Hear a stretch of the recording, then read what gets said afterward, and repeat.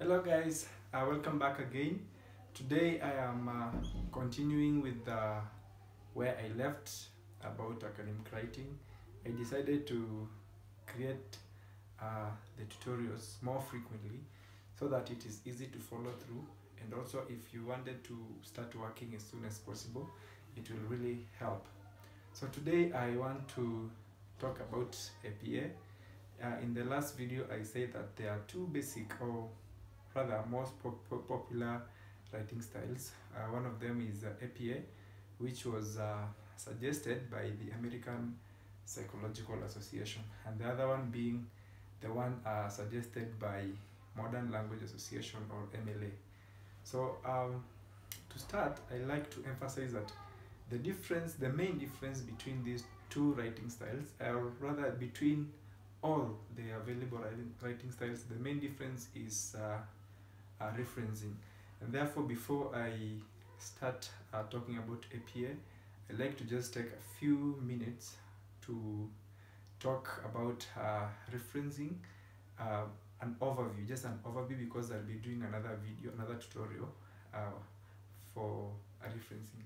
So referencing is basically acknowledging that the information you're talking about, the information you've written down, is borrowed from some certain source. So you refer readers to the other document. So for instance, if you are talking about corruption in Kenya, and you wanted to say that Kenya is among the leading countries in terms of corruption, somebody might want to know, where did you get your facts? So obviously you read it from a statistic written by let's say the World Bank. So you want to tell the reader that I copied this information, or I got this information from a document that the World Bank wrote. So after you've written the point, or you've made the claim that Kenya is among the leading countries in terms of corruption, you need to reference, you need to tell the reader that this information, this piece of information, the evidence is available in some certain document. So referencing basically is allowing readers to read more, if they want to read more from where you also got your information. That's one. Two, it's also important for academic integrity, because you need to acknowledge the work of others. So it's, for one, you need to tell readers they can read more, and two, you need to also just acknowledge, that this information is not mine, which is necessary because of academic integrity. Remember, if you use somebody else's research without properly referencing them or acknowledging them, they might even sue you. So referencing is good for those two reasons. So when you're referring material, you have now to decide which material is trustworthy, and therefore it comes the element of credibility, probably reliability, recency. There are certain things that you need to consider when you're referencing material. That is, you need to consider the source you are reading. Is it credible? Is it trustworthy? Can you claim, can you go out there and tell people with confidence that Kenya is a leading country in terms of corruption? So when you are choosing the material you read, you need to focus on scientific material. Scientific material, they are also called journal articles, journal materials. They may even be called peer-reviewed. Peer from the fact that a researcher did something, and other researchers in that area, other experts in that area, had a chance to review it before it was published. So that's why it's called peer-reviewed. So you need to consider peer-reviewed materials, scientific journals, government reports, or non-government organizations like the World Health Organization. You want to talk about the World Bank, World Food Organization, and such reputable sources. You can also reference popular news websites or news media outlets like Al Jazeera, if it's relevant in local media, because probably nobody knows about the standard group, you know, out there. Nobody knows about Citizen, the role media site. So depending on the topic, you might be allowed to even reference these media houses. You can also reference popular, blogs, like Forbes, magazines, popular magazines, when you're doing your research, because they are credible. The essence here, you want to avoid articles that might have some biases in them, and this is where you need to avoid blogs, because personal blogs, they are usually based on what people think, opinions. They are opinion based, they are more truth, than what they tell you. So you might want to avoid quoting blogs because they are not credible. As much as you respect the blogger you're talking about, in academic writing, you might be, it might not be appropriate to use a blog. Again, you're not supposed to use wikis. Wikis like Wikipedia, they are called Web 2.0 sites. These websites, anybody can go there and post information. And if you've paid attention, if you go to Wikipedia and you search anything on Wikipedia, the link, the results they provide you, they have some edit links embedded in them. So you can actually go there and edit out. So you see, anyone can actually go and edit anything on Wikipedia. So wikis, as much as they may provide you some information, you might want to avoid them because they're also not credible. So there are different ways you can just rate which sites you might want to reference or to borrow information from, but pay attention to .coms. .coms are usually commercial, commercial, usually commercial based. And if something is commercial, they have a motive, to say something. They want to make money, so they might even put a very nice headline, a misleading headline, so that it sort of grabs your attention and you click on it. So I usually prefer you quote. If you can't get scientific materials, you might want to quote .orgs, because these are non-governmental organizations. You might quote, for example, in the US, you might want to quote a website that ends with .gov because it's a government website, or .us if in the UK, in Kenya .ke, because those are government websites. And the government might not, as much as they might also lie, they are more credible sources than blogs. So when you're doing your research, just go to Google, type in the keyword that is, and scroll through, observe, look through the links. Which source can you choose? Choose the sources that I've mentioned about. Those are that are more credible. But again, a challenge comes when you're talking about scientific materials. Remember, for scientific material to become available, it goes through a lot of processes. The one process is peer reviewing. The researcher has to submit the paper to probably an online journal and allow some time for other experts in the same field to read his research, critique it, suggest improvements, and he has to again go back and make those changes and submit again, and until they are satisfied that now the paper is okay. So it takes quite a amount of time for scientific material to be out there for use. So if you are talking about a recent thing that has happened, you might not get scientific materials ready, because it takes time for them to be available.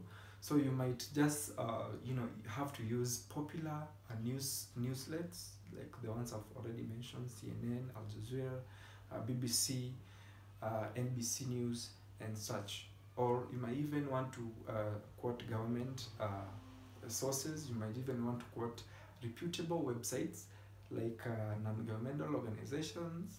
Yeah, so that's again is a challenge when you're using scientific material. Again, when you're using scientific material, they use scientific language. So when they're explaining concepts, they explain using scientific language and expert language, because at the end of the day, these sources are meant for experts. Again, scientific articles, they have a process, they have an abstract for those who know what I'm talking about.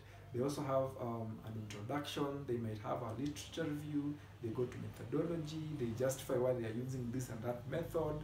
They go to results. They go to analysis and then conclusion. So probably just looking for a simple thing, but they have to take you through all this process before they give you what you're looking for. So if you're not good at skimming through, it may be hard for you to actually get information from a scientific source, because there's a lot of information you have to read through before you get to the points you're looking for.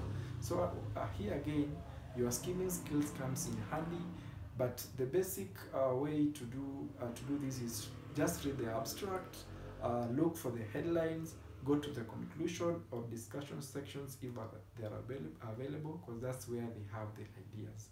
So sometimes it may be challenging to use these materials, so if you're not good enough using them, you might waste a lot of time before you get your answers. Once again, you can still just look at the title of the document. From there, you make an intelligent guess. You know what? This source might actually help me in whichever way I want. So if it doesn't help, if you by looking at the title it doesn't help you, you drop it. Move to the next thing, so that you don't waste time going through it only to find out that it doesn't have whatever you're looking for. So when you're doing your research, referencing is very important, because at the end of the day, the answers you're going to write down, or the points you're going to write down, the arguments, the claims, you didn't come up with them. These are some you went online and read somewhere. So why not tell the teacher or tell your readers that I borrowed this information? So that is the basic thing of referencing. But again, I'll do a video on referencing using Google Scholar. Is the most common source of getting scientific materials. So I'll also do a video on that. Back to APA. So APA, it was put forward by the American Psychological Association, and some schools, they decided to use it. So APA comes after every often, they sort of make some changes. That's why we have different editions. The most current edition, the one that we are using, is the 7th edition. So everything I'm going to do moving forward, I'm going to use the 7th edition of APA. So in the 7th edition, they have some guidelines on how you need to arrange your work. So the first thing is the cover page. So the page 1 of your information is usually a cover page. It only contains the name of the school, the title of the document, and in some cases they might even ask you to write the date or the name of the professor. But the basic ones, the most common cover page formats, just write the title of the assignment, and you need to write there the name of the student and the institution affiliation, which means the school where the student goes to. And then in APA, when they want you to reference a material, when you want to say that this information I got from so and so, they are interested in how recent the material is. So you need to identify the author or the authors and the year of publication. So in most cases in APA, they might even demand that you don't use materials older than 5 years ago. So because they want you to use recent materials, of course, except for history subjects, because for history, the older it is, the more credible and the better it is. But for scientific courses, IT, engineering, business, the more recent the better. So for APA, they want you to identify the author or authors and the year of publication. Again, I'll do this practically so that it's easy for you to see what I'm talking about. So when you're reading an article and you want to borrow some information from it, pay attention to who wrote that article and the year the article was published. So for instance, if you're reading a material written by Aswani and it was published in 2019, you need to pick out Aswani and 2019, because that's what you're going to reference within the document. So when you're referencing, you can say according to Aswani into bracket 2020, so and so and so and so. According to World Bank into bracket 2015, Kenya is among the most developed countries in Eastern and Central Africa. So that's how you do it. You can put the, as I'll show in the videos, you can put the citation, we call it a citation, at the beginning or at the end of the claim you're making or the information you've borrowed. So in the example I've just given, I'll put the citation at the start according to Aswani. You can also just do Kenya is one of the most developed countries in Eastern and Central Africa, and at the end you put into bracket World Bank, 2020, which means the information, the statement I just wrote, I borrowed the information from a document or a publication made by the World Bank, and it was published in 2020. Again, I'll show this practically so it's easier for you to understand. So besides referencing, we also have the references page at the end. Again, I'll also demonstrate this, but you don't need to type the full references, because within the document, when you're discussing the concepts or you're answering the question, you don't need to put all the information relating to the Aswani document. You just put the surname and the year.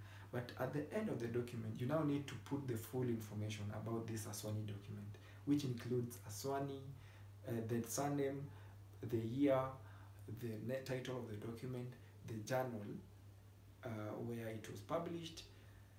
Again, APA, we want you to type the answer, so it's not handwriting. You type the answer using MS Word or any other equivalent software. So you type the answer, and the typing requirements for Office, you're using for Microsoft Office Word, you will be using Times New Roman as the default. You will be using again font size is 12, and you will be using double spacing, and indentation, you'll be indenting every the first line of every paragraph by ½ inch, which is the default tab key on your keyboard. You will also be using headlines, appropriate headlines. Those headlines are usually in bold. Only headlines are usually in bold. Everything else is not in bold. And it also has a running head. So for those of you who are familiar with Office Word, above the page there's usually a space, a 1 inch space. If you double click it, it will open it. That is where you write your header, and below it there's a footer. So the footer is usually blank, but the header, you just write there the title, which will be in caps lock, the title of the document, which is justified to the left, and the page number, which will be justified to the right. Again, I'll explain this practically, which will make it so easy for you to understand. In this video, I've just given you an overview of APA, but I'll be doing it more practical in the next video so that you can actually do it yourself. So until the next video, stay safe. If you're here for the first time, please subscribe and also share, and don't forget to turn on the notification bell so that every time I upload a video you get notified. Thank you for watching. See you in the next video.